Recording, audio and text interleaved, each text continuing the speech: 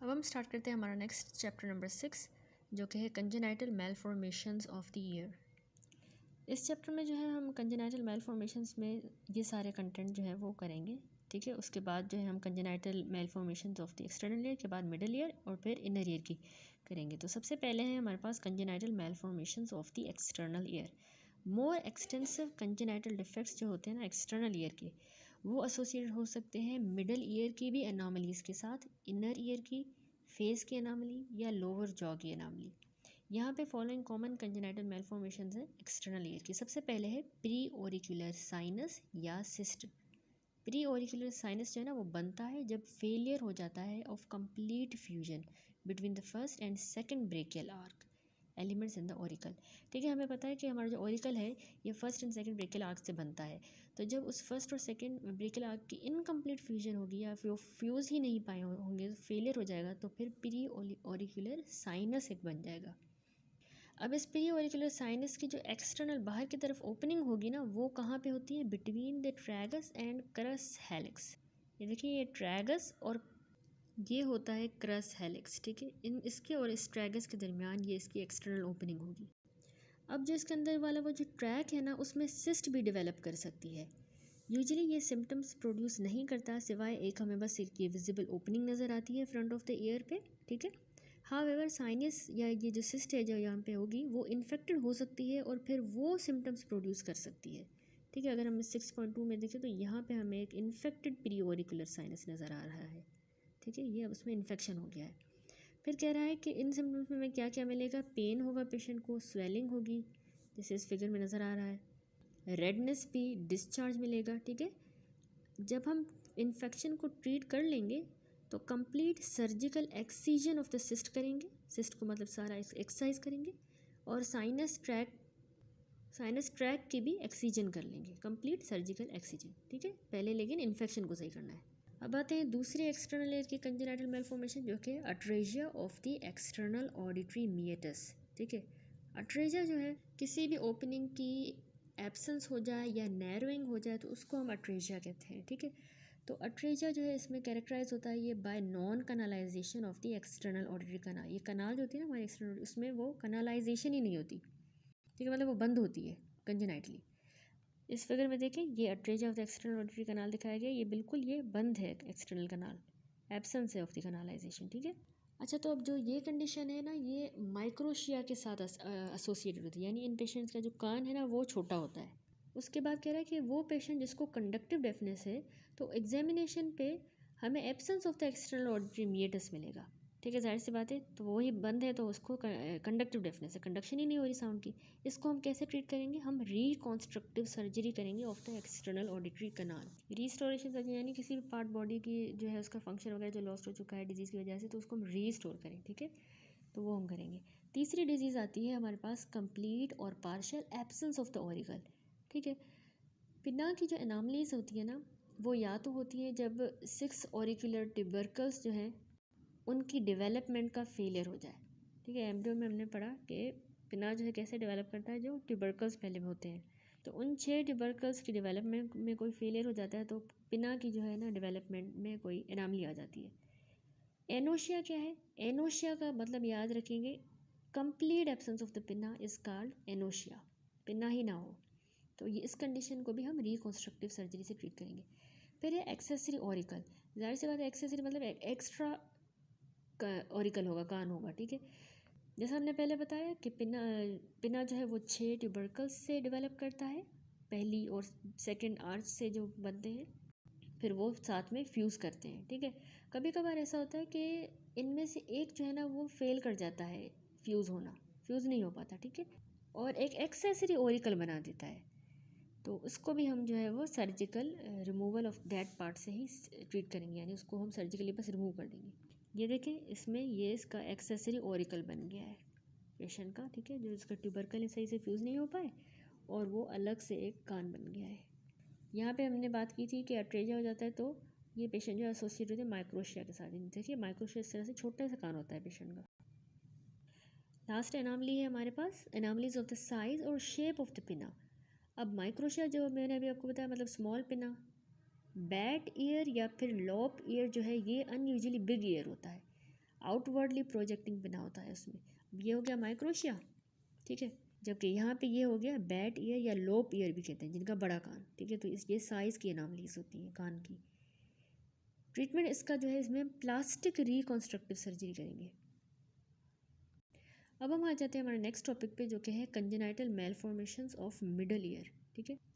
तो various degree of developmental failure जो है of the middle ear cavity and ossicles, वो हो सकते हैं कंडक्टिव टाइप ऑफ डेफनेस में।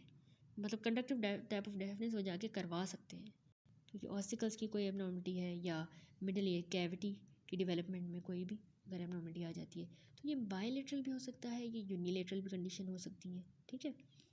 तो सिवियर जो एबनॉर्मलिटीज़ है हमारी मिडल ईयर क्लेफ्ट की, ये यूजुअली एसोसिएटेड होती है with the deformity of the external year. मतलब हमें मिडल की भी डिफॉर्मिटीज़ मिलेंगी, एक्सटर्नल की भी मिलेंगी। कब? जब मिडल में हमें कोई सिवियर किस्म की डिफॉर्मिटी मिले, तो इसका मतलब है ज़रूर पेशेंट को एक्सटर्नल में भी कोई मसला है। इनर ईयर जो है वो क्योंकि डिफरेंट ओरिजिन का होता है, तो वो जो है ऑलवेज इन्वॉल्व नहीं होता, ठीक है। ओरिजिन ऑफ डिफॉर्मिटीज़ जो है वो जेनेटिक भी हो सकती हैं, टेराटोजेनिक भी डिफॉर्मिटीज़ हमें मिल सकती हैं। अब हम कुछ डिफॉर्मिटीज़ डिस्कस करते हैं। सबसे पहले है ट्रीचर कोलिन्स सिंड्रोम। ट्रीचर कोलिन्स सिंड्रोम को हम फर्स्ट आर्क सिंड्रोम भी कहते हैं, ठीक है। फर्स्ट आर्क सिंड्रोम क्यों कह रहे हैं? एक तो ये हेरिडिटरी मेलफॉर्मेशन होती है हमारे लोअर फेस की, जो कि हाइपोप्लास्टिक होती है, together with varying degree of developmental failure of the external and middle ear. It may be unilateral और बायलेटरल। यानी ये कह रहा है कि ये हाइपोप्लास्टिक हो सकता है, यानी अंडर डेवलप्ड हो सकता है, एक्सटर्नल ऑडिटरी कनाल भी हो सकता है या मिडल वाला भी हो सकता है, ठीक है। इसमें वेरिंग डिग्री की, और ये दोनों कानों में भी हो सकता है, एक कान में भी। लेकिन है क्या, इसको फर्स्ट आर्क सिंड्रोम भी कह रहे हैं, और ये इसमें लोअर फेस की मेलफॉर्मेशन होती है, हेरिडिटरी है। दूसरी है मिडल ईयर की डिजीज़ एबनॉर्मल ऑसिकल्स। अब हमारी ऑसिकल्स जो होती है ना, ये डिफॉर्म हो जाती हैं, मोस्टली इनकस और मैलियस में मसला होता है, ठीक है। अब ऑसिकल्स जो है ये या तो फ्यूज़ हुई भी होती हैं साथ में, या कभी कभार जो बोनी वॉल होती है of the middle ear cavity उसके साथ फ्यूज़ हो जाती है, उस बोनी वॉल के साथ, या फिर आपस में हो जाएंगी। अब इसको हम जो है कैसे ट्रीट करेंगे? हम ऑसिकल्स जो डिफॉर्म्ड ऑसिकल्स है ना, उनको रिमूव करेंगे, और उसके बाद हम टिम्पेनोप्लास्टी करेंगे, ठीक है। डिफॉर्म्ड वाली निकाल दी, पीछे टिम्पेनोप्लास्टी कर दी। फिर है कंजेनाइटल फिक्सेशन ऑफ स्टेपीज। अब ये भी एक एबनॉर्मलिटी है। इसमें क्या होता है, इस कंडीशन में जो हमारा फुट प्लेट होता है स्टेपीज बोन का, तो वो कंजेनाइटली मतलब बाय बर्थ जो है वो अटैच हुआ होता है, फिक्स हुआ होता है ओवल विंडो के साथ, या फिर ये फ्यूज़ हुआ होता है इनटू द विंडो, ठीक है। वहाँ पे फिक्स हुआ होगा या फ्यूज़ हुआ होगा।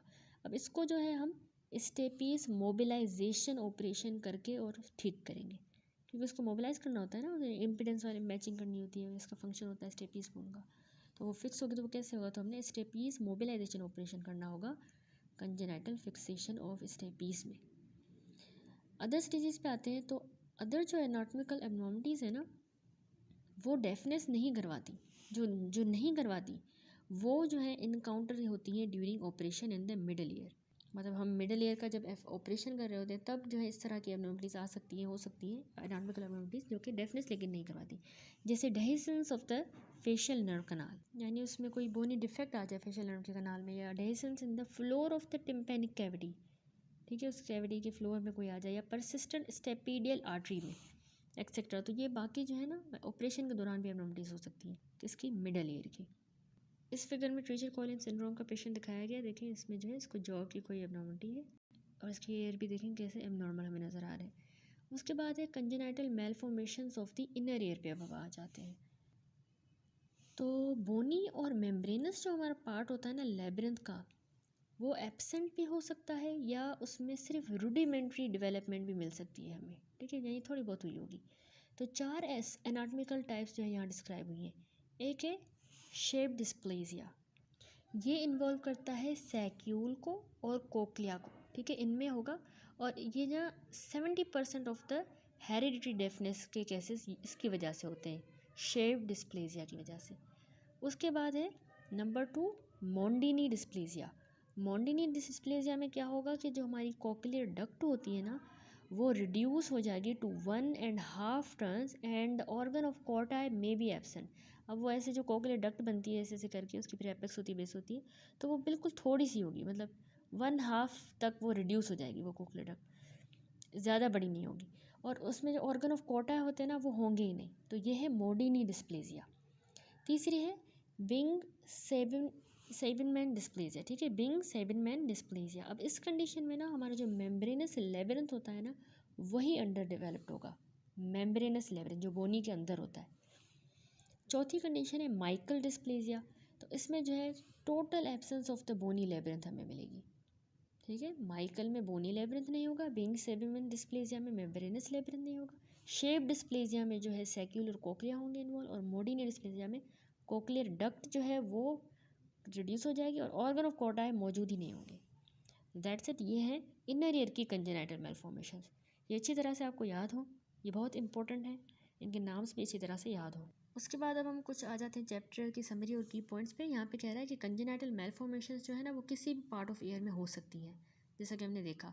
तो एक कंजेनाइटल अनामली जो है वो anomaly in the other part of the airway के साथ एसोसिएटेड हो सकती है, या कहीं और भी अनामली बॉडी में हमें मिल सकती है।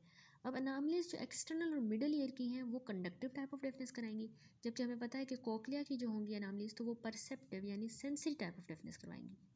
प्री ऑरिकुलर साइनस एक कंजेनाइटल कॉमन एनामली है जो कि most of the time asymptomatic रहती है जब तक कि वो उसमें इन्फेक्शन ना हो जाए और फिर सिम्टम्स प्रोड्यूस होंगे। ये सारा हमने देखा। फिर कह रहा है कि एनामलीज जो vestibular part of the inner year को इन्वॉल्व करेंगी ना, तो उसमें जो सिम्टम्स जो है इतने अपेरेंट नहीं होते। मेलफॉर्मेशन जो हमारे एक्सटर्नल और मिडल ईयर्स को में हो वो ट्रीट की जाती हैं रिकन्स्ट्रक्टिव सर्जरी से। डेफनेस जो कि कॉक्लियर मेलफॉर्मेशन की वजह से हो, उसको या तो हम हेयरिंग एड दे के सही करेंगे या हम कॉक्लियर इम्प्लांट लगाएंगे, ठीक है, या हेयरिंग एड जैसे डिवाइसेस आती हैं सुनने में वो मदद देती है, वो लगाएंगे। अब BCQ कर लेते हैं। हमने पढ़ा प्री ओरिकुलर साइनस जो है वो रिजल्ट करता है from failure of complete fusion between brachial arcs, ठीक है। तो कौन सी ब्रेकियल आर्क्स रिस्पॉन्सिबल होती है इस कंडीशन में? तो इसका आंसर है A, first and second branchial arch. फिर एक 10 साल लड़की जो है उसको डायग्नोस किया गया प्री ओरिकुलर साइनस के साथ और उसको दोनों साइड्स पे था। तो अब हम कहाँ पे उसकी एक्सटर्नल साइनस ओपनिंग हमें कहाँ मिलेगी, कहाँ देखेंगे हम? तो उसका आंसर है B, in front of the crus helix. ये ज़्यादातर in front of the crus helix होता है, ट्रैगस और क्रस हेलिक्स के बीच में हमने पढ़ा। फिर एक 12 साल का लड़का आया, उसको हिस्ट्री थी रिकरेंट इन्फेक्शन की उसके प्री ओरिकुलर साइनस में राइट साइड पे। अब जब वो प्रेजेंटिंग प्रॉब्लम के साथ आया तो उसका साइनस इन्फेक्टेड नहीं था। तो इसमें हम फर्दर मैनेजमेंट क्या कर सकते हैं? तो इसका आंसर है regular followup till the age of 18। Sorry, ये इसका आंसर नहीं है, इसका आंसर ए है कि हमने इसमें सर्जिकल एक्सीजन करनी है साइनस ट्रैक की, ठीक है। उसका ट्रैक ही हमने उसका एक्सरसाइज कर देना है।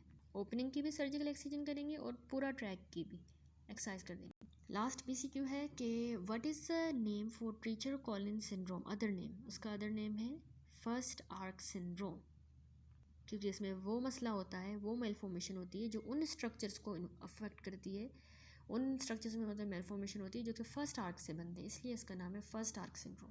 दैट्स इट, ये चैप्टर कंप्लीट हुआ। इसके बाद हम अब स्टार्ट कर लेते हैं हमारा नेक्स्ट चैप्टर नंबर 7 जो कि है इंजरीज इन्वॉल्विंग द ईयर, ठीक है। इंजरीज इन्वॉल्विंग द ईयर में हम जो है सबसे पहले हमारा टॉपिक है इंजरीज जो कि एक्सटर्नल ईयर को इन्वॉल्व करें। अब सबसे पहली डिजीज़ हम पढ़ लेते हैं, इंजरी है हेमाटोमा ऑफ द पिना। अब पिना में हेमाटोमा कैसे होगा, अगर तस्वीर को भी आप साथ साथ देखते जाएं तो ईजी हो जाएगा, ठीक है। डायरेक्ट ब्लो हमारे पिना पे हो, ठीक है, तो उसमें क्या होगा कि जो ब्लड वेसल होती है ना पेरिकॉन्ड्रियम में, वो रप्चर हो जाएंगी। अब उनके रप्चर होने की वजह से ब्लड जो है इस पेरिकॉन्ड्रियम के अंदर ही एक्यूमुलेट होना शुरू हो जाएगा, जैसा इस पिक्चर में दिखाया गया है। हेमाटोमा या फिर सीरियस इफ्यूजन जो है ना, ये कभी कभार जो बूढ़े एल्डरली पेशेंट होते हैं ना उनमें स्पॉन्टेनियसली हो जाती है, ठीक है। और अगर हमने इसको प्रॉपरली ट्रीट ना किया तो इस कार्टिलेज की ना नेक्रोसिस हो जाएगी। ये बहुत ही इंपॉर्टेंट पॉइंट है।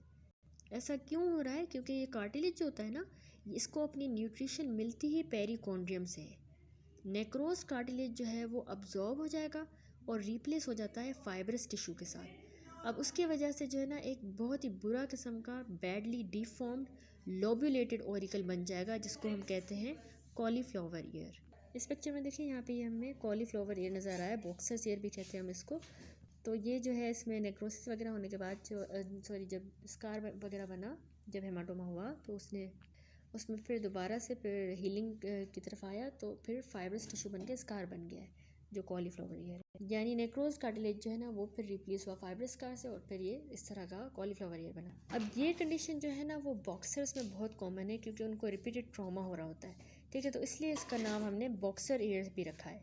इसको बॉक्सर्स ईयर या कॉलीफ्लावर ईयर कहा जाता है, ठीक है। हेमाटोमा के बाद डेवलप होने वाली ये कंडीशन। अब जो छोटा सा हेमाटोमा होता है या फिर सीरस इफ्यूजन जो होती है उसको हम एक वाइड बोर नीडल के साथ एस्पायरेट कर सकते हैं, ठीक है। हाउएवर अगर वो बहुत ही बड़ा है हेमाटोमा तो इंसिजन और ड्रेनेज करनी पड़ेगी इस केस में हमें, वरना तो हम एक छोटी सी नीडल से भी, वाइड बोर नीडल से कर सकते हैं एस्पायरेट। पिन्ना को जो है फिर हम कंप्रेस करेंगे स्प्लिंट्स के साथ और फिर उसकी ड्रेसिंग भी कर देंगे, ठीक हो गया। दूसरी डिजीज़ पे आ जाते हैं, फ्रॉस्ट बाइट। बहुत ज़्यादा ठंड से जब एक्सपोजर होता है तो पिन्ना की जो ना फ्रॉस्ट बाइट हो जाती है। तो शुरू में ये रेड या ब्लू कलर का नज़र आ रहा होता है, फिर वो आहिस्ता आहिस्ता ना वाइट वाइट सा हो जाता है। उसके बाद पूरा का पूरा जो कान है वो सूज जाएगा और बहुत उसमें दर्द होगा और फाइनली गैंग्रीन होना शुरू हो जाएगी हमारे पिन्ना की। अब जो शुरू वाले स्टेज, अर्ली स्टेज होते हैं ना फ्रॉस्ट बाइट के, तो उसमें हम अगर जेंटल रीवार्मिंग करें तो सही हो सकता है। हमने उसमें जेंटल रीवार्मिंग करनी है, उसको गर्म करना होता है इस एरिया को। और जो लेटर स्टेज होते हैं, गैंग्रीनस पोर्शन जो है उसको हमने फिर सर्जिकली रिमूव करना होता है। उसके बाद उसका कोई हल नहीं होता, सर्जरी के थ्रू हमने निकाल देना होता है गैंग्रीन वाला पोर्शन। ये हो गया फ्रॉस्ट बाइट। फिर है लेसरेशंस एंड कट। सारी डिग्रीज़ की जो लेसरेशंस और कट्स होते हैं ना वो हमारे पिना पे इनकाउंटर होते हैं और एक्सटर्नल यूरिनरी कनाल पे भी।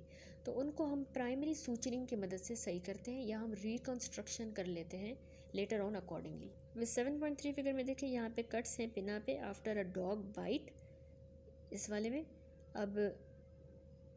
अब इसमें ए वाले में हम बिफोर प्राइमरी रिपेयर हमें इस तरह का नज़र आ रहा है, लेकिन इसमें हमने सूचर वगैरह करके ये आफ्टर द प्राइमरी रिपेयर हमने कर लिया तो हमें ये सूचरिंग नज़र आ रही है, ठीक है, पिक्चर में। तो हम रिकन्स्ट्रक्शन या प्राइमरी सर्जरी कर सकते हैं। अब दूसरी है condition, foreign body in the year. अब ये भी एक इंजरी है एक्सटर्नल ईयर की। देखिए फॉरेन बॉडीज़ जो है वो एनिमेट भी हो सकती हैं, यानी जानदार, जैसे इंसेक्ट्स हो गए, कीड़े वगैरह, या इनएनिमेट, यानी वो इस तरह की बॉडीज़ जो कि यूजुअली बच्चे अपने कान में डाल लेते हैं या जो पागल लोग होते हैं मेंटली रिटार्डेड वो अपने कान में खुद ही डाल लेते हैं, ठीक है। अब इनएनिमेट में जो बॉडीज़ जो होती है ना वो हाइग्रोस्कोपिक होती है। हाइग्रोस्कोपिक का मतलब होता है जो पानी को अब्जॉर्ब करे। जैसे कोई बीज डाल दिया किसी बच्चे ने, कोई एप्पल वगैरह का कोई भी बीज, तो वो हाइग्रोस्कोपिक है। और कुछ फॉरेन बॉडीज़ जो इनएनिमेट है वो नॉन हाइग्रोस्कोपिक भी होती है, यानी इनएनिमेट की ये दो टाइप्स हैं। अब नॉन हाइग्रोस्कोपिक में जो अब्जॉर्ब ना करें वाटर को, जैसे मेटल हो गया, प्लास्टिक या अदर कोई मटेरियल। जो हाइग्रोस्कोपिक फॉरेन बॉडी है ना वो पानी को अब्जॉर्ब करेगी और मॉइस्चर जो है वो कनाल में प्रेजेंट होता है, उस मॉइस्चर को जो है ना वो अब्जॉर्ब कर लेगी, फिर वो स्वेलअप हो जाएगी और कनाल में इम्पैक्ट हो जाएगी, यानी एक तरह से ऑब्स्ट्रक्शन करवा देगी, ठीक है। इस्टमस जो होता है ना हमारा एक्सटर्नल ऑडिटरी कनाल का, वो बहुत ही नैरोवेस्ट पार्ट होता है, ठीक है। तो most of the foreign bodies जो है वो उस इस्टमस में ही इम्पैक्ट हो जाती है, वहाँ पे मतलब फंस जाएंगी, ऑब्स्ट्रक्ट कर देंगे कनाल को। तो हमने टाइप्स देखी फॉरेन बॉडी के, एनिमेट में इंसेक्ट्स, इन एनिमेट में hygroscopic, seed, peanut, betel nut, non hygroscopic में buttons, plastic beads, rubber, stones, metal pieces etcetera. अब क्लिनिकल फीचर्स देखें तो हमने एक तो हिस्ट्री लेनी है फॉरेन बॉडी को कान में इंट्रोड्यूस करवाने की, जो कि हिस्ट्री हो भी सकती है, नहीं भी हो सकती, ठीक है। यानी खुद ही आ सकती है कोई इंसेक्ट वगैरह कान में, ठीक है। तो सिम्टम्स जो होते हैं ना फॉरेन बॉडी के, वो डिपेंड करते हैं कि किस तरह की फॉरेन बॉडी है और उस फॉरेन बॉडी टाइप पे और size of the foreign body पे जो है ना वो सिम्टम डिपेंड करेंगे। यानी कितनी बड़ी है, कितनी छोटी है फॉरेन बॉडी, किस तरह की है, वो शार्प है, ब्लंटेड है, तो उस तरह से इंजरी प्रोड्यूस होगी, ठीक है। तो उस तरह से सिम्टम होगी। डेफनेस जो है वो तब होगी जब कनाल जो है टोटली ऑब्स्ट्रक्ट हो गया, तो पेशेंट को डेफनेस की कंप्लेन होगी। पेन तब होगा अगर वो फॉरेन बॉडी इम्पैक्टेड है, कहीं फंसी हुई है। टिनाइटस और जो रिफ्लेक्स कफ है ये भी हो सकती है। रिफ्लेक्स कफ वगैरह क्यों हो रहा है? क्योंकि हमारी एयर में वैगस नर्व होती है, उसकी स्टिमुलेशन की वजह से जो है वो कफ प्रोड्यूस होगी। समटाइम्स ब्लीडिंग भी हो सकती है फ्रॉम द एयर, या क्लॉट्स भी हमें मिल सकते हैं क्योंकि प्राइमरी इंजरी होती है, या injury due to attempt to remove the foreign body by the patient या अदर्स, उसको रिमूव करने की कोशिश में भी इंजरी हो सकती है। अब क्लिनिकल फीचर्स क्या हैं foreign body in the air के, कि यूजुअली जो बच्चे होते हैं या मेंटली रिटार्डेड पर्सन वो डाल लेते हैं अपने कानों में, हिस्ट्री हम लेंगे फॉरेन बॉडी इंट्रोडक्शन की, पेन मिलेगा हमें, डेफनेस पेशेंट में होगी, tinnitus, reflex cough, bleeding from the ears. उसके बाद आते हैं ट्रीटमेंट पे। अब कैसे हम इस फॉरेन बॉडी को निकालेंगे? एक तो मेथड जो है ना रिमूवल का, वो डिपेंड करता है साइज़ क्या है फॉरेन बॉडी का, ठीक है, उसकी साइड कहाँ पे है, वो टाइप क्या है, किस तरह की फॉरेन बॉडी प्रेजेंट है। अब रिमूवल जो है जनरल एनेस्थीसिया के अंडर जो है वो बहुत ज़रूरी होता है बच्चों में, और जो सेंसिटिव एडल्ट्स हैं उनमें हम जनरल एनेस्थीसिया दे के फिर निकालेंगे। स्मूथ और राउंडेड जो फॉरेन बॉडीज़ होती हैं उनको हम इस रिंग प्रोब की मदद से भी निकालते हैं, ठीक है। फोर्सेप्स जो है वो हमें इतने नहीं चाहिए होते, ज़रूरी नहीं है फॉरेन बॉडीज़ को निकालने के लिए, जैसा कि क्योंकि जो फोर्सेप होता है ना वो पुश कर सकता है फॉरेन बॉडी को फर्दर इनसाइड, वो और अंदर जा सकती है। अब जो एनिमेट बॉडीज़ होती हैं जैसे कि कीड़े वगैरह में हो गया, मच्छर हो गया, तो उसको हम मार सकते हैं कैसे? पहले तो हम इंस्टिल करेंगे स्पिरिट या ऑयल को, या क्लोरोफॉर्म के जो ड्रॉप्स हैं ना वो हम डालेंगे कान में बिफोर सिरिंजिंग से पहले हम ये इंस्टिल करेंगे। स्पिरिट हो गया, ऑयल हो गया या क्लोरोफॉर्म। अब स्मॉल पीसेस फॉरेन बॉडीज़ के हैं जो, वो हम रिमूव कर सकते हैं सक्शन के ज़रिए। अब बहुत ही रेयरली ये मुश्किल होता है या इम्पॉसिबल होता है कि हम ना फॉरेन बॉडी को मीटिस से रिमूव करें, क्योंकि साइट ऑफ इम्पैक्ट और स्वेलिंग है इन द कनाल। मतलब ये इम्पॉसिबल नहीं होता, ये रेयरली ऐसा होगा कि मतलब स्वेलिंग की वजह से हम रिमूव नहीं कर पा रहे कि कनाल में स्वेलिंग है, ये साइट ऑफ इम्पैक्ट। तो इस तरह की जो फॉरेन बॉडीज़ हैं उनको हम ना एक पोस्ट ओरल इंसीजन लगाते हैं कान के पीछे की तरफ, कट लगा के, इंसीजन लगा के, और फिर वहाँ से हम एक्सट्रैक्ट करते हैं through the posterior wall of the कनाल, ठीक है। क्यों कर रहे हैं? क्योंकि जो कनाल है ना, असल वाली जो एक्सटर्नल कनाल, वहाँ पे कोई ना स्वेलिंग हो गई है, वो फॉरेन बॉडी वहाँ इतनी फंस गई है, स्ट्रक हो गई है कि वहाँ पे स्वेलिंग भी हो गई है और हम निकाल नहीं पाए। तो फिर हम पोस्ट ओरल इंसीजन लगा के और पोस्टीरियर वॉल ऑफ द कनाल से जो है हम फॉरेन बॉडी को निकाल सकते हैं। तो ये भी एक मेथड है। तो इस पिक्चर में मेनली जो है वो राउंडेड फॉरेन बॉडी को हम रिंग प्रोब की मदद से निकाल रहे हैं। इसमें एक इस तरह का एंड होता है, ये जो है इसको ऐसे ड्रैग करेगा ये प्रोब, ठीक है, फॉरेन बॉडी को बाहर की तरफ। तो ये हो गया ट्रीटमेंट। अब हम आ जाते हैं हमारे नेक्स्ट टॉपिक पे, जो कि है injuries involving the middle year. Middle ear को कैसी इंजरीज होती हैं? सबसे पहली है traumatic rupture of the ear drum. Rupture या परफोरेशन हमारी टिम्पेनिक मेम्ब्रेन की जो है ना, वो कौन से ट्रॉमा से हो सकता है देखते हैं। एक तो फॉरेन बॉडी, स्पेशली कोई बहुत नोकीली फॉरेन बॉडी, शार्प किस्म की हो, तो वो हमारी टिम्पेनिक मेम्ब्रेन को परफोरेट या रप्चर कर सकती है। दूसरा, अनस्किल्ड इंस्ट्रूमेंटेशन की वजह से and syringing of the ear. Skilful person ना हो, ऐसे ही कोई कर रहा हो, तो वो रप्चर कर सकता है मेम्ब्रेन को। सडन एयर कंप्रेशन में ऐसा होता है कि जैसे कि कोई ज़ोर से अगर थप्पड़ मार दे कान की तरफ, तो परफोरेट हो सकता है एयर ड्रम। बॉम्ब ब्लास्ट की वजह से, रैपिड डिसेंट अगर नीचे की तरफ हम आए नॉन प्रेशराइज्ड एयरक्राफ्ट में, तो इसमें जो है सडन एयर कंप्रेशन की वजह से हो सकता है परफोरेशन।